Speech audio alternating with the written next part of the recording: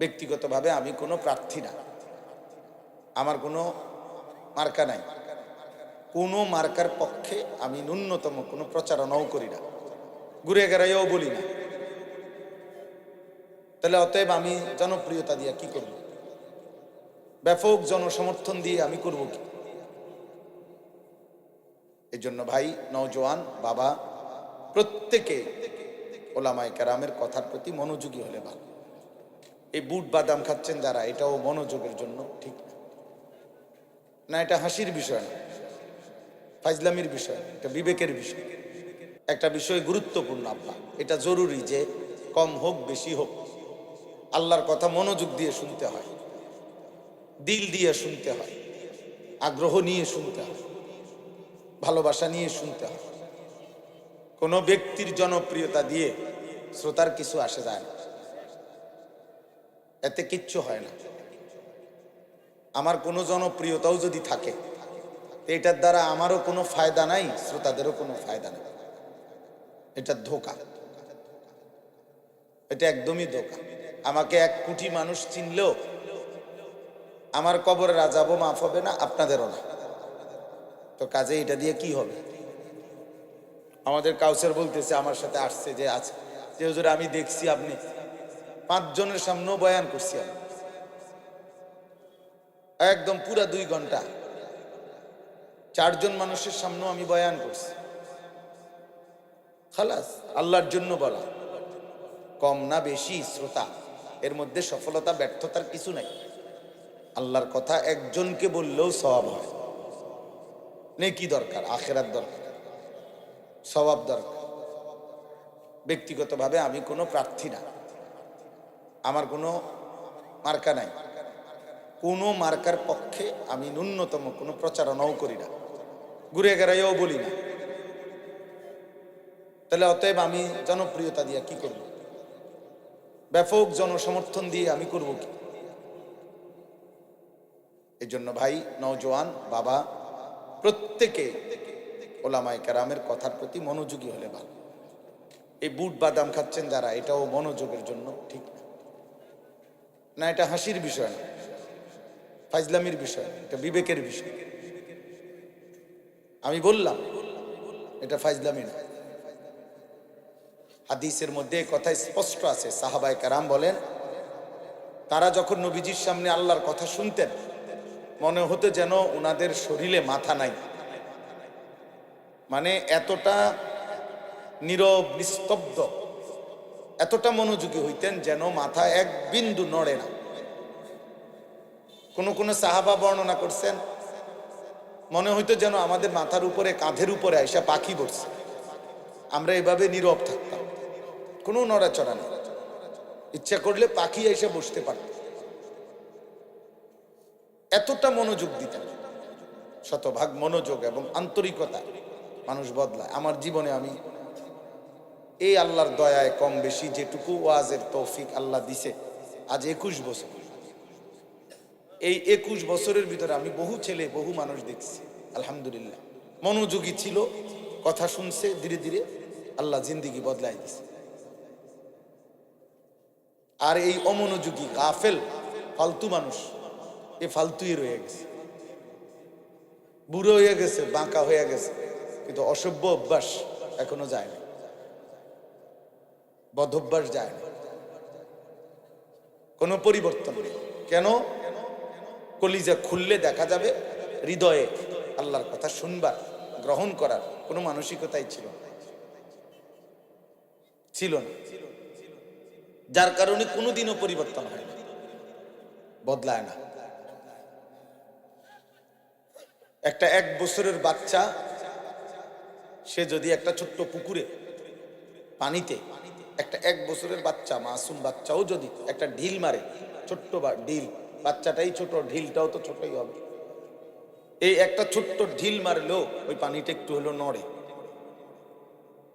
আর এটা কেমন মানুষ, খোদার 1 বছরে প্রতিদিন 5 ওয়াক্ত নামাজের আজান হয়, একদিনও 5 ওয়াক্ত নামাজ পড়ে না, এটা কেমন মানুষ?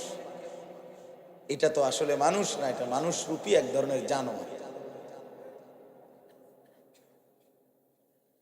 এটার তো কোনো দিল বলতে কিছু নেই।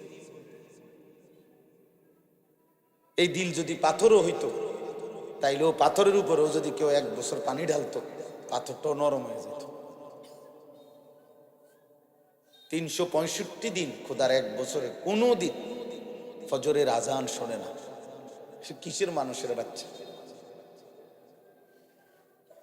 এইটা অমানুষ না তো মানুষ? অমানুষটা কি? এইটা মানুষরূপী জানোয়ার না তো জানোয়ারটা কি?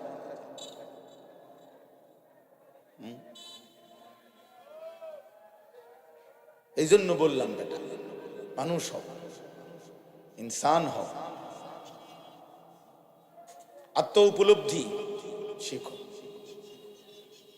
এই হুড়াহুড়ি, লাফালাফি, ফালাফালি, মোবাইল, ভিডিও, ছবি, বেডা বেডি, চটপটি, বুট বাদাম, খেলতামাশা, এটা পাগল ছাগলের জীবন, মাতাল প্রতিবন্ধীর জীবন। বাবা, জীবনের কোনো আগা নাই, মাথা নাই, রাত নাই, দিন নাই, ইজ্জত নাই, সম্মান নাই, ভদ্রতা নাই, আখলাক নাই, পছন্দ অপছন্দ বলতে কিছু নাই, উচিত অনুচিত বলতে কিছু নাই। যেখানেই মন চাইছে আমার মতো আমি। এখানে বয়স্ক বাবা আছে, চাচা আছে, আলেম আছে, দিনদার মানুষ আছে। এখানে আমার এই কাজটা মানাবে কিনা এতটুকু বিবেক, বুদ্ধি, বিবেচনা, বোধ অনেকের ছেলে পেলে তোমাদের মধ্যে নাই। তুমি তোমার মতোই চলতেছ। তোমার চুল, তোমার চেহারা, একজন ভাবা উচিত একজন আলেম দেখলে কি মনে করে, একজন বয়স্ক বাবা, চাচা, দাদারা দেখলে কি মনে করে, মা চাচিরা দেখলে কি মনে করে। তোমার মুখের এই বিশ্রী গালি, মাত্র 14 বছর 16 বছর বয়সে এমন নোংরা গালি এক বন্ধু আরেক বন্ধুকে দেয়, কুত্তাও এমন কথা কয়।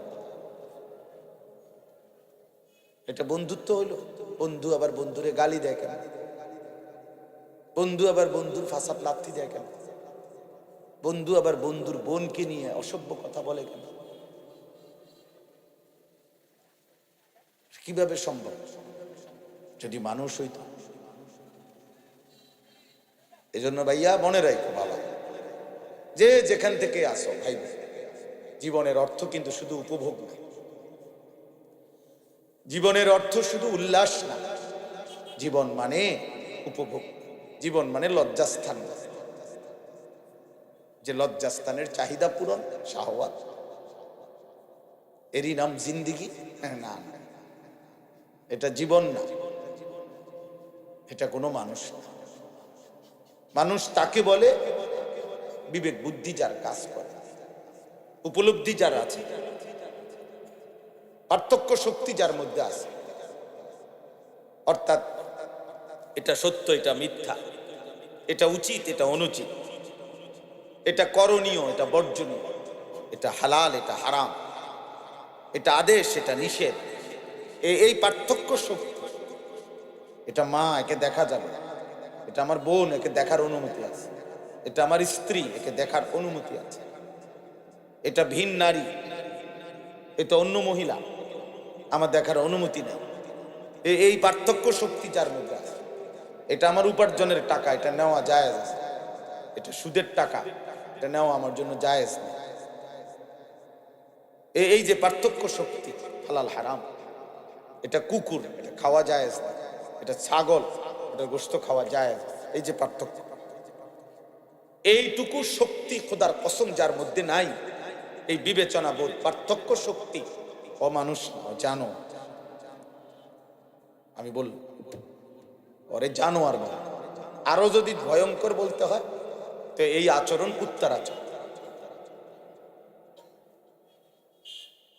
এই জন্য নিয়ম হলো, বইতে আছে, কুকুর যেই কোনো ফেলে দেওয়া জিনিসে মুখ দেয়, কুত্তার স্বভাব, যেই কোনো ফেলে দেওয়া জিনিস মুখ দেয়। তাহলে তোমরা যারা যেই কোনো নারী দেখো, তোমার জন্য এটা হালাল না হারাম তার কোনো বাস বিচার নেই। মুসলমান না কাফের, হিন্দু না বৌদ্ধ, ইহুদি না খ্রিস্টান, এত কিছুর দরকার নাই। আমি সব দেখি, এই স্বভাব কুকুরের স্বভাব। কিতাবে আছে, আমরা পড়ছি, বাঘের স্বভাব। বাঘ প্রাণীর মধ্যে সে কখনো এমনি ফেলে রাখা গোশত মুখ দেয় না। জঙ্গলের বাঘ নিজের শিকার করা গোশত ছাড়া সে খায় না। এটা তার আত্মমর্যাদা, আত্মসম্মান, এটা তার প্রেস্টিজ। এই জন্য আমি এটা কখনোই আহামরি কিছু মনে করি। অনেক ছেলে হইছে, কম হইছে, বেশি হইছে, অনেক মানুষ হইছে, না হইছে, হইলেই কি না হইলেই কি, হইলেই কি আর না হইলেই কি। আমি তো এটা ইয়াকিনের সাথে বিশ্বাস করি, একজনের কাছে আল্লাহর কথা বললে সওয়াব হয়, সওয়াব হয়। যদি একজনও না থাকে, নিজের সাথে নিজে বোঝাপড়া করলেও খোদার কসম সওয়াব হয়। আমি যদি আমার সাথেও বোঝাপড়া করি, ওয়াল তানজুর নাফসুম মা কদ্দামাত লিগাদ, এটা কোরআনের আয়াত। আল্লাহ বলে প্রত্যেকটা প্রাণ, প্রত্যেকেই পৃথক পৃথক লক্ষ্য করো, হিসেব করো, আজ দুনিয়া থেকে আগামীকালকের আখিরাতের জন্য তুমি কি পাঠিয়েছ, তুমি তোমার লগে হিসাব। তাহলে বুঝা গেল, আমি যদি আমাকে নিয়েও বলি, আমি যদি আমার হিসাব করি, আজ 5 ওয়াক্ত নামাজ জামাতে পড়ছি কয়টা, জামাতে পড়ি নাই কয়টা, প্রথম রাকাত তাকবীর উলা পাইলাম কয়টা, পাইলাম না কয়টা। অতএব আমি আজকে এশার নামাজ 1 রাকাত পাইছি, এখন ওইখানে উজু করে যাইতে যাইতে দেরি হয়ে গেছে। তাহলে আমার এটা উপলব্ধি হলো যে না, আগামীকাল আমাকে চেষ্টা করতে হবে এশার নামাজ যেন আমার তাকবীর উলা ফৌত না, ছুটে না। তাহলে আমি যদি আমার সাথেও বোঝাপড়া করি, এটাও নেক, এটার মধ্যে স্বভাব আখিরাত। হাসিবু ক্বাবলা আন তুহাসাবু। আল্লাহর নবী সাল্লাল্লাহু আলাইহি ওয়াসাল্লাম বলছেন, আপনারা বসেন, বসলে ভালো হবে দোস্ত, বসলে ভালো হবে।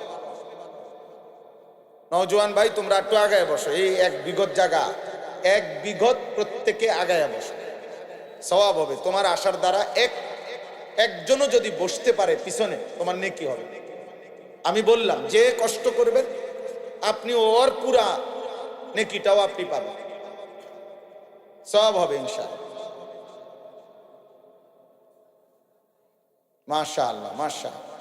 যার যার মোবাইল হেফাজত করে, না না এটা জরুরি, মোবাইল হেফাজত করো ভাই, সামানের হেফাজত এটা জরুরি। তো বলতেছিলাম, আমি এটাই বলতে চেয়েছিলাম, রাসূলুল্লাহ সাল্লাল্লাহু আলাইহি ওয়াসাল্লাম বলছেন, হাসিবু ক্বাবলা আন তুহাসাবু। আল্লাহ তোমার হিসাব নেওয়ার আগে উম্মত তুমি তোমার হিসাব, তোমার হিসাব তুমি কর, তুমিই তো বুঝো কোনটা হালাল কোনটা হারাম, কোনটা আদেশ কোনটা নিষেধ। আল্লাহর নবী সাল্লাল্লাহু আলাইহি ওয়াসাল্লাম বলছেন, আল হালালু বাইয়িন ওয়াল হারামু বাইয়িন। নবীজি বলছেন, উম্মত আমি হালাল যা স্পষ্ট বলেছি, হারাম যা স্পষ্ট বলেছি। কোন কিছু আমি রাসূল 1 বিন্দু অস্পষ্ট অগোছালো আমি রেখে যাই। তারাকতুকুম মুহাজ্জাতান বাইদা।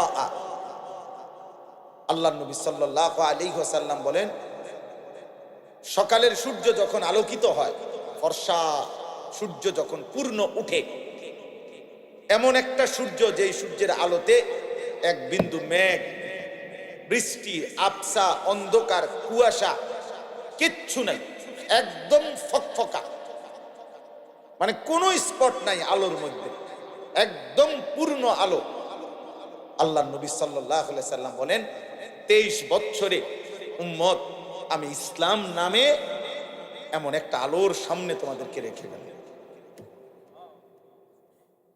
যে আলোতে কোনো মেঘ, যে আলোতে কোনো দাগ, যে আলোতে কোনো কুয়াশা, যে আলোতে কোনো অস্পষ্ট, যে আলোতে কোনো আড়াল না, একদম পরিষ্কার।